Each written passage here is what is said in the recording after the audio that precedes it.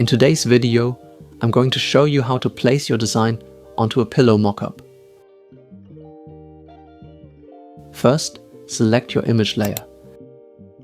Then go to the selection brush tool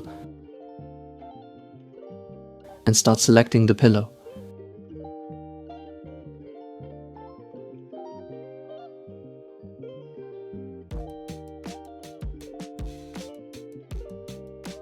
Switch to subtract mode to remove any extra selected areas.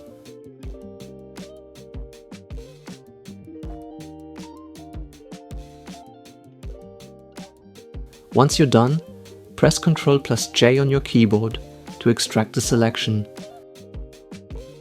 Now bring in your design, resize it, and adjust it to fit the pillow. Right-click on the design layer and choose Create a clipping mask. After that, select the mask and drag it onto the layer.